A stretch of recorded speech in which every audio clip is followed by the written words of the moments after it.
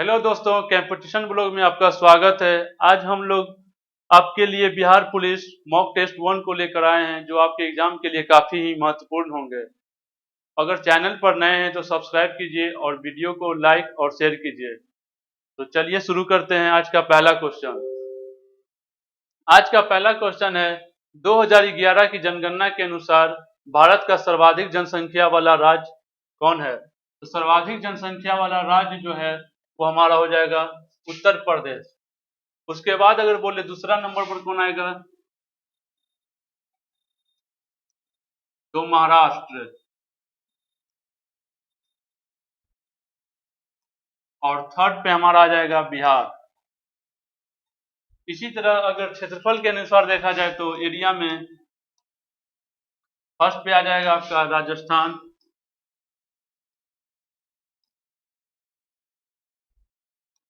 दूसरा पे आ जाएगा आपका एमपी।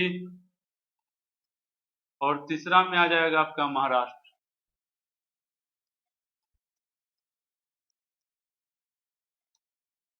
तो चलते हैं अगले क्वेश्चन की ओर। अगला क्वेश्चन है, जैन धर्म में 3 जो रत्न थे उनको क्या कहा जाता था?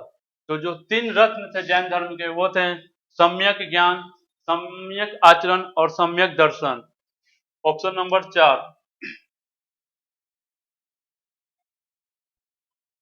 अगला क्वेश्चन है, भारत का लौह पुरुष किसे कहा जाता है?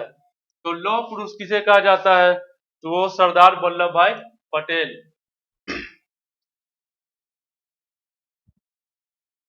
अगला क्वेश्चन है, निम्नलिखित में से कौन सी अस्थाई पवने हैं? तो अस्थाई जो पवने होती हैं वो 3 तरह की होती हैं। पहला हो गया व्यापारिक पवने, दूसरा हो गया पश्चिमी पवने और तीसरा हो जाएगा ध्रुवीय पवने।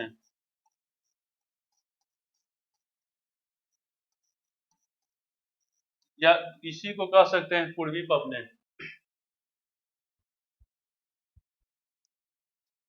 अगला क्वेश्चन है, 1945 में हिरोशिमा पर गिराए गए परमाणु बम को क्या नाम से जाना जाता है? तो जो 1945 में हिरोशिमा हिरोशिमा कहां पर है? तो जापान में। तो हिरोशिमा पर जो पहला परमाणु बम गिराया गया था 6 अगस्त 1945 को हिरोशिमा पर।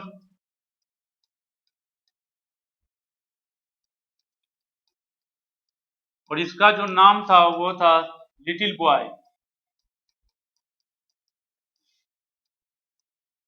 और अगले 3 दिन में मतलब 9 अगस्त 1945 को नागासाकी पर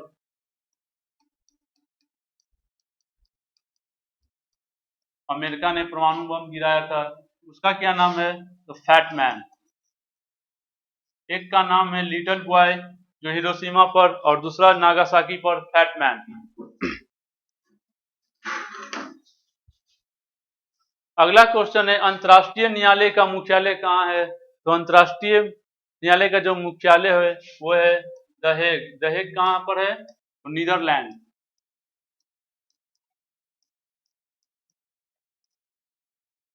पेरिस में यूनेस्को का। वाशिंगटन डीसी में आपका हो जाएगा वर्ल्ड बैंक और आईएमएफ। न्यूयॉर्क में यूएनओ, यूनाइटेड नेशन। अगला क्वेश्चन है, भारत में चुनाव आयोग की स्थापना कब हुई थी? तो जो भारत में चुनाव आयोग की स्थापना जो हुई थी वो थी 25 नवंबर 1950 को। इसी दिन हम लोग निर्वाचन दिवस भी मनाते हैं। इसका जो अनुच्छेद है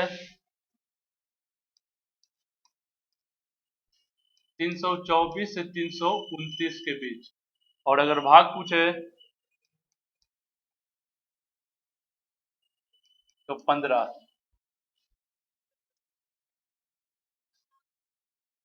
अगला क्वेश्चन है, सुंदरबन निम्नलिखित में से किस प्रकार के वन है? तो सुंदरबन जो है वो हमारा तटीय और ज्वारीय होगा।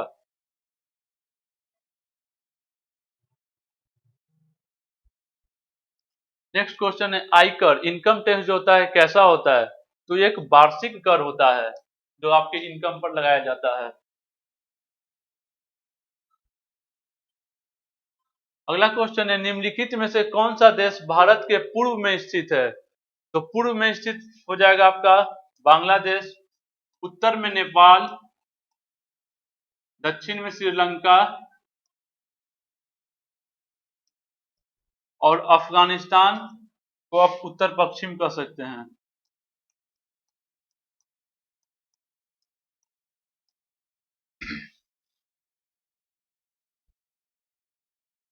अगला क्वेश्चन है, भारत का कौन सा केंद्र शासित प्रदेश बंगाल की खाड़ी में स्थित है? तो बंगाल की खाड़ी में जो यूनियन टेरिटरी अवस्थित है वो है अंडमान निकोबार।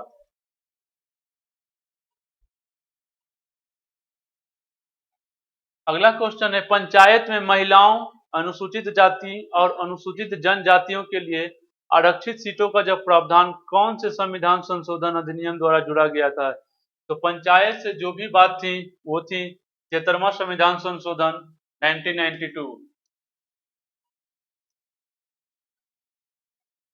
74वां संविधान संशोधन में नगर पालिका।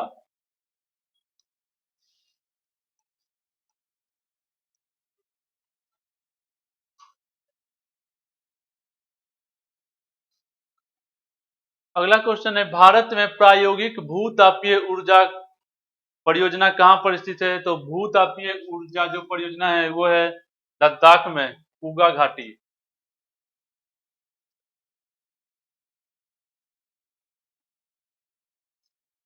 अगला क्वेश्चन है, निम्नलिखित में से कौन सी भारत में सबसे बड़ी प्रायद्वीपीय नदी है? तो प्रायद्वीपीय नदी जो होती है, दक्षिण भारत की नदियों को प्रायद्वीपीय नदी कहा जाता है और सबसे बड़ी जो नदी है प्रायद्वीपीय वो है गोदावरी।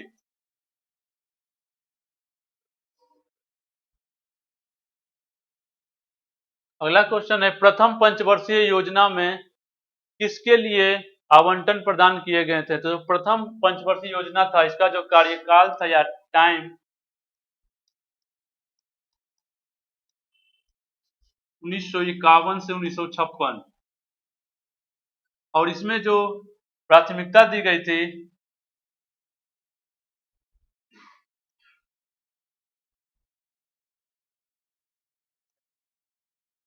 कृषि और सिंचाई को।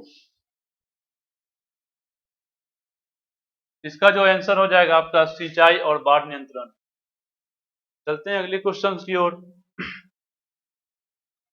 भारत में खाद्यान्न उत्पादन बढ़ाने के उद्देश्य से चलाए जा रहे कार्यक्रम का नाम क्या है? तो खाद्यान्न उत्पादन जो बढ़ाने का जो उद्देश्य था ये हरित क्रांति से संबंधित है। हरित क्रांति की जो शुरुआत हुई थी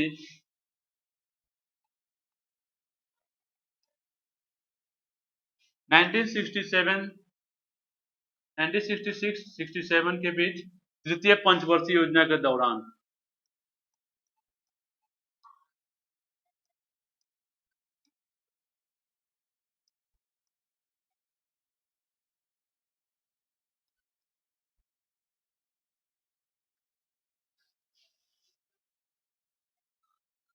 नेक्स्ट है, निम्नलिखित में से किस राज्य में विधान परिषद है? तो विधान परिषद जो है वो टोटल 6 राज्यों में है।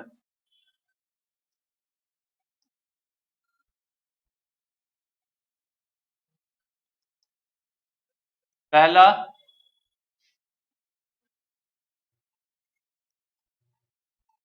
बिहार, दूसरा यूपी, तीसरा महाराष्ट्र, चौथा कर्नाटक,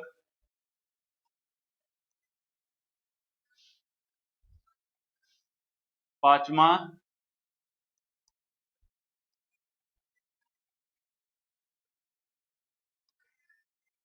आंध्र प्रदेश और छठा जो है वो तेलंगाना।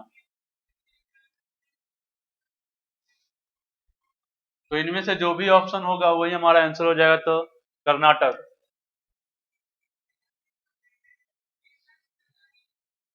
नेक्स्ट, परंपरा के अनुसार अलवारों और नयनारों की संख्या कितनी है? तो ये जो अलवार थे और ये नयनार, अलवार किनको कहा जाता था? शिव भक्त जो थे वो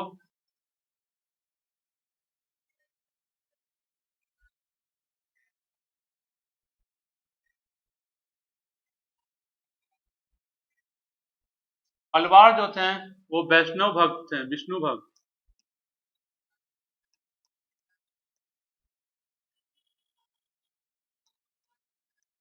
और नैनार जो थे वो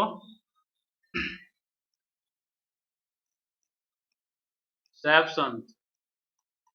तो इनकी जो संख्या थी वैष्णव की 12 और नैनारों की 63। इसका जो सही आंसर हो जाएगा 12 और 63, एक नंबर।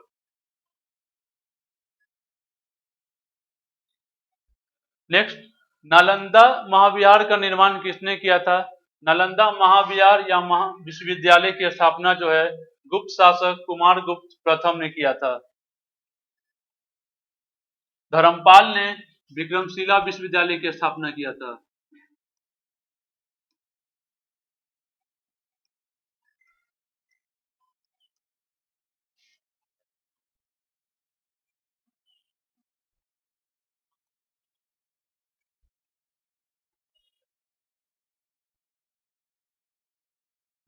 नेक्स्ट, गुलाम वंश के संस्थापक कौन थे? तो गुलाम वंश के जो संस्थापक थे वो कुतुबुद्दीन ऐबक थे, लेकिन वास्तविक संस्थापक बोला जाए तो इल्तुतमिश जो थे वो वास्तविक संस्थापक थे।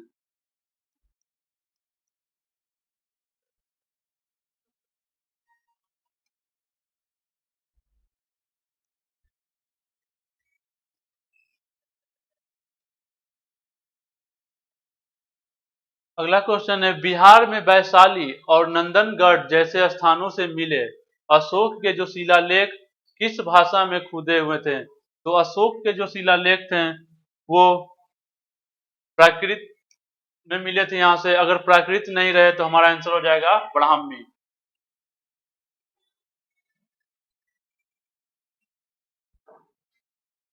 अगला क्वेश्चन है, निम्नलिखित में से कौन एक धात्विक खनिज नहीं है? तो धात्विक खनिज किसे कहते हैं? धात्विक खनिज उसे कहते हैं जिसमें धातु के कुछ अंश पाए जाते हैं। इसमें क्या बोला जा रहा है कि धात्विक खनिज नहीं है, मतलब इनमें धातु के अंश नहीं होने चाहिए। तो हेमेटाइट जो लौह अयस्क है इसमें तो होंगे, बॉक्साइट अल्युमिनियम का अयस्क इसमें भी होगा। इसका जो आंसर हो जाएगा आपका जिप्सम।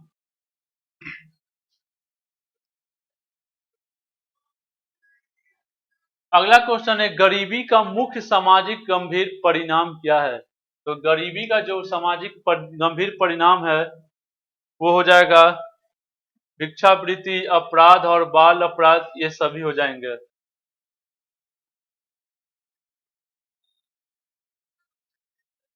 अगला क्वेश्चन है, भारतीय संविधान का कौन सा भाग मौलिक अधिकार या मूल अधिकार के बारे में है? तो भाग 1 की बात करते हैं तो भाग 1 में है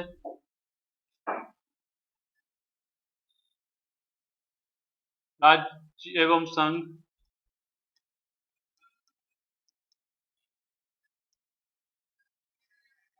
भाग 2 में नागरिकता।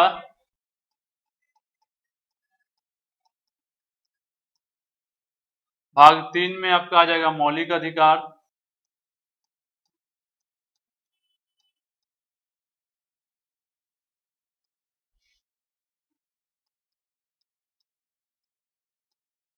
और भाग 4 में आ जाएगा नीति निर्देशक तत्व। नीति निर्देशक तत्व। तो इसका जो सही आंसर हो जाएगा मौलिक अधिकार भाग 3। अगला क्वेश्चन है, विश्व व्यापार संगठन की स्थापना किस समझौते के द्वारा की गई थी? तो इसी को कहते हैं WTO, वर्ल्ड ट्रेड ऑर्गेनाइजेशन। इसकी जो स्थापना हुई थी 1 जनवरी 1995 को। इससे पहले इसको गैट कहा जाता था। तो WTO की जो स्थापना हुई थी वो हुई थी मराकेश समझौते के तहत। और इसका जो हेड क्वार्टर है वो आपका जिनेवा में।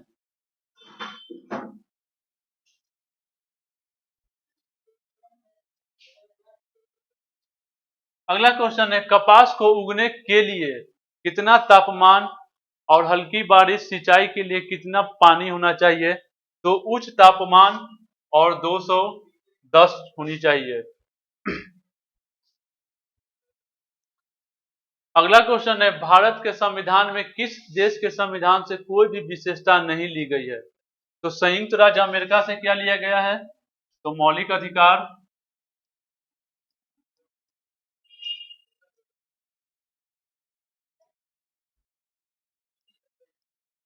और भी बहुत सारी चीज ली गई हैं। ब्रिटेन से एकल नागरिकता।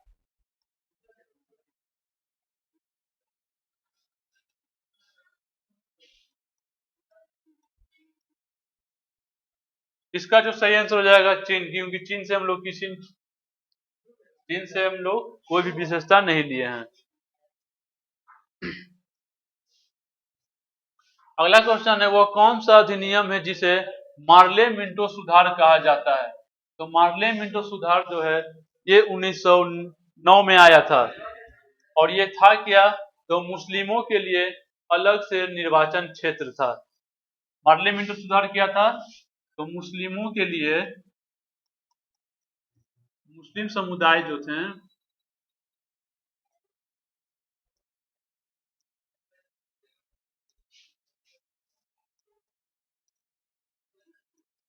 अलग निर्वाचन क्षेत्र।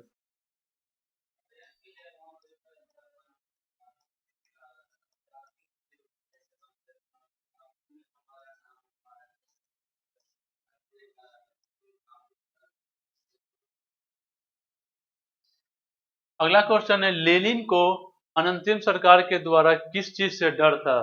तो लेनिन को जो डर था तानाशाही स्थापित करने से। अगला क्वेश्चन है, किस वर्ष 42वें संविधान संशोधन के द्वारा मौलिक कर्तव्यों को अनुच्छेद 51A को संविधान में अंतर्विष्ट किया गया था, मतलब कि लाया गया था? तो जो 42वां संविधान संशोधन हुआ था वो कब हुआ था? तो 1976 में। ये किससे संबंधित है? तो मौलिक कर्तव्य।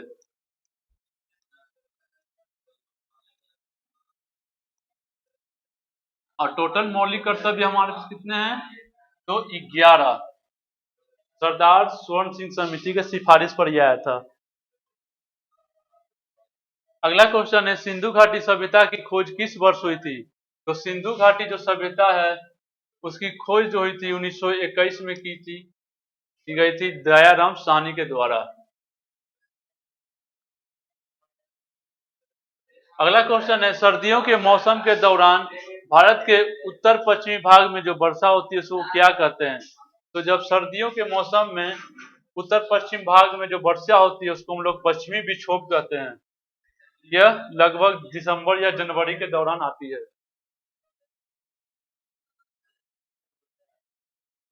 अगला क्वेश्चन है, इनमें से कौन सा बौद्ध संगीतियां और उनके स्थानों का सही सुमेलन नहीं करता है? तो बौद्ध संगीतियां जो थी टोटल 4 हुई थी। तो पहला जो बौद्ध संगीति हुआ था वो राजगिरी, ये सही है। दूसरा जो बौद्ध संगीति हुआ था वो सारनाथ में नहीं हुआ था। ये कहां पर हुआ था? तो ये वैशाली।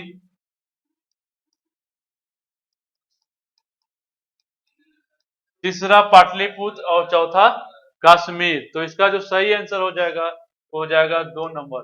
अगर इससे रिलेटेड शासक के बारे में पूछा जाए, कौन शासक थे इसके समय, तो इसका जो एक ट्रिक है क्या है?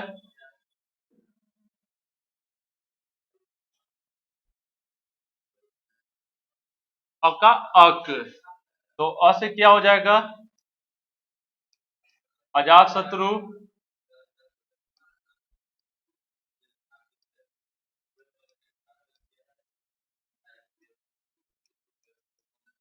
दूसरा हो जाएगा आपका काला शोक। फिर तीसरे अ से हो जाएगा आपका अशोक। और चौथा जो हो जाएगा वो कनिष्क। तो ये रहा हमारे शासकों का नाम। अगला क्वेश्चन है, उत्तर वैदिक काल के दौरान निम्नलिखित में से किन नदियों का उल्लेख किया गया था? तो ये जो उत्तर वैदिक काल में जो था नदियों, वो था गंगा और यमुना। उत्तर वैदिक काल का जो क्षेत्र था वो लगभग माना जाता है कि गंगा और उनके जो सहायक नदियां हैं उनके बीच के क्षेत्र को ही उत्तर वैदिक काल के क्षेत्र को माना जाता है।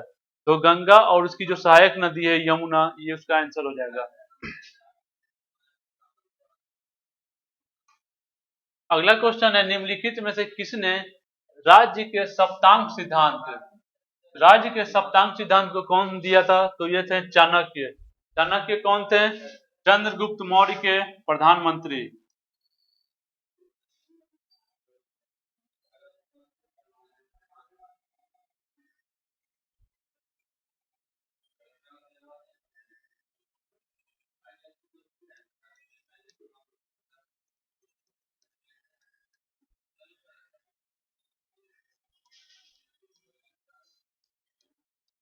चंद्रगुप्त मौर्य के प्रधानमंत्री और गुरु दोनों थे।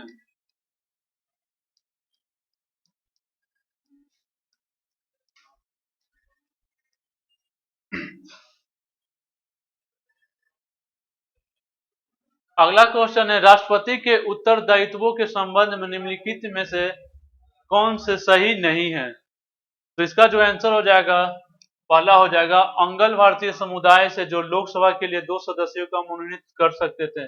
ये जो अंगल भारतीय के 2 सदस्य जो थे, इनको हाल ही में 2019 में 104वां संविधान संशोधन के द्वारा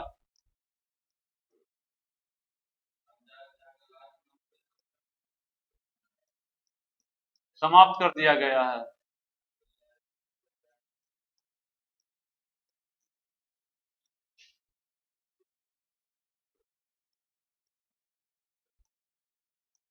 पहले क्या था कि राष्ट्रपति जो थे 2 एंग्लो इंडियन समुदाय को लोकसभा में मनोनीत करते थे, लेकिन अब इसको समाप्त कर दिया गया है। अगला क्वेश्चन है, भारत चीनी देशों में पहुंचने वाले प्रथम व्यापारी कौन थे? तो भारत जो है उसमें पहुंचने वाले जो प्रथम व्यापारी थे वो पुर्तगाली थे। और पहले पुर्तगाली जो थे भारत पहुंचने वाले कौन थे? तो वास्को डी गामा।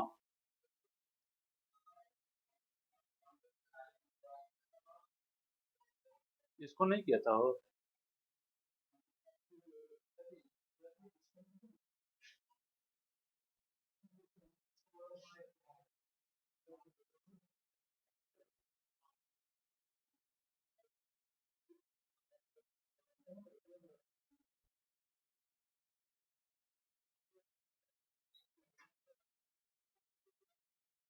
बहुत बड़ा हो गया।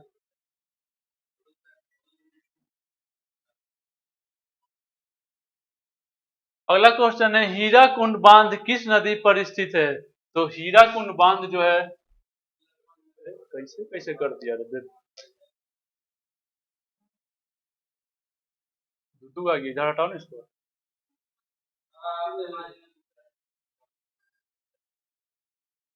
हीराकुंड बांध किस नदी पर स्थित है? तो हीराकुंड बांध जो है वो किस नदी पर है? महानदी पर। ये कहां पर है? तो उड़ीसा में। गंगा पर कौन सा बांध है? तो गंगा पर फरक्का बांध हो जाएगा।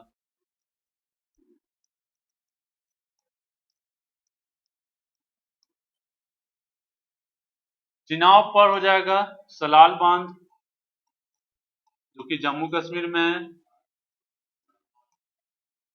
और एक हो जाएगा दुलहस्ती बांध। रावी पर हो जाएगा चमेरा बांध।